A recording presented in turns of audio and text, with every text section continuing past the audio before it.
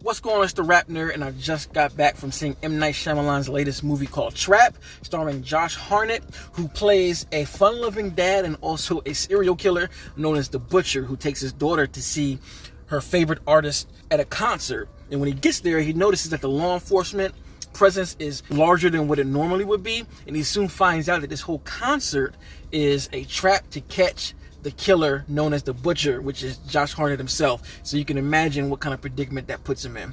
So when I first saw this movie, I thought it was an interesting choice that they revealed that he was the killer off rip.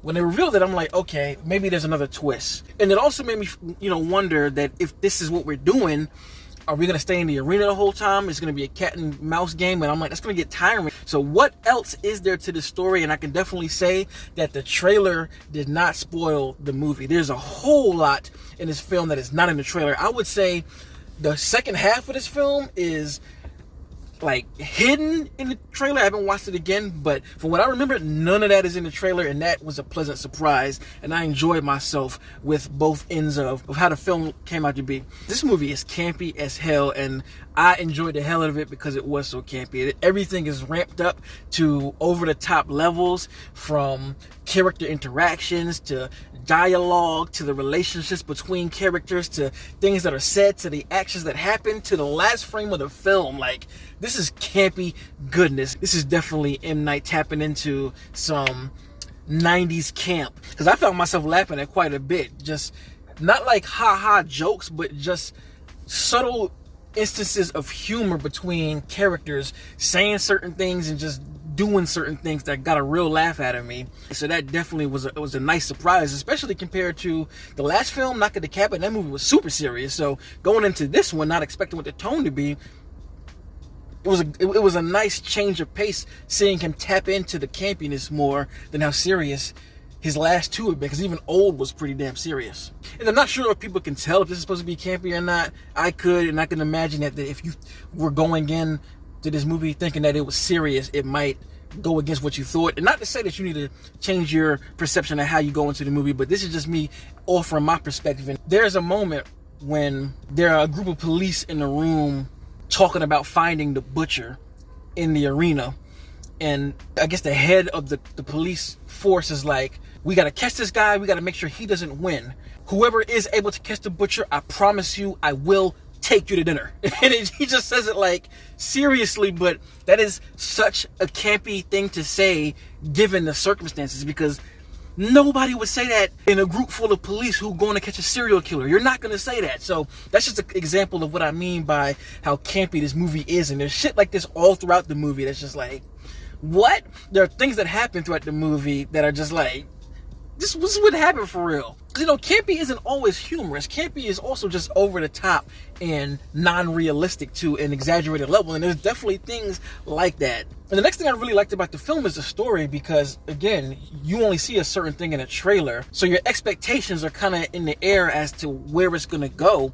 And I really like where the story went to. Like, the second half of the film, like I said, is completely different than the first one. The story moves on in a way that really had me on the edge of my seat wondering what was going to happen. I did not know how it was going to end. So the main thing, honestly, to go for if you're interested in this film is Josh Hartnett's performance. He did an incredible job.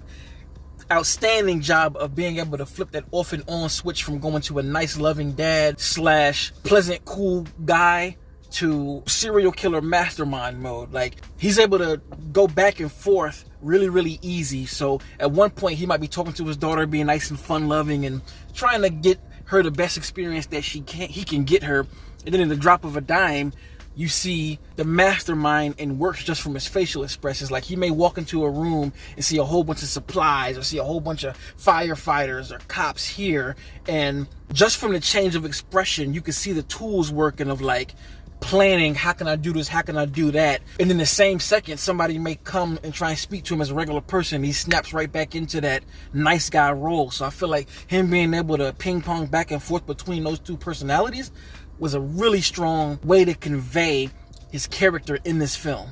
Now, this movie did get a lot of shit about M. Night's daughter, who is playing the music artist that the daughter wants to see. Her name is Lady Raven, and I saw people complaining about it's too much music and it's just non-stop. And honestly, I didn't have an issue with it. I don't know if it's because I didn't mind the music that was playing. I thought it was kind of jiggy, honestly. I was in there like bopping to it like, this is actually kind of a jam. So that could affect how you take the music portion of the film. It made me actually feel like I'm in a concert, the amount of time they showed her on stage performing. And speaking of M. Night's daughter, I've seen reviewers definitely give his daughter shit about not being a good actress because she is given a very chunky part of the story that pushes the film forward. And a lot of people are saying that she can't act for shit. And honestly, I can see that. I definitely think her acting isn't the strongest. And I believe that if they had somebody else playing the singer, it could have been a lot better from a performance standpoint. But in my opinion, again, I think M. Night picked her to continue the campiness. Because again, she's not that great of an actor. And a lot of campy movies have really bad acting in it. And to me, that's what it felt like. Especially the portion of which she gets handed the torch to do her thing. And that could not be the case. She could just be bad and it was meant to be serious. But I can't help to think that it's campy because of all of the different stuff in the film. And honestly, there's not much more I can say about the film that I do like, because the other stuff that I really enjoyed are kind of spoilers, especially with the depiction of the butcher. They take his role further in other places, and I really enjoyed that aspect of it. And even kind of got a little tonal seriousness with what they do with his character in regards to stuff that I ain't gonna get into because I want you to just watch it and get your own opinion about it. So if you have seen Trap, what did you think about the film? Did you like it? Did you hate it? Did you think it was I personally enjoyed it a lot, and I will be buying this on Blu-ray.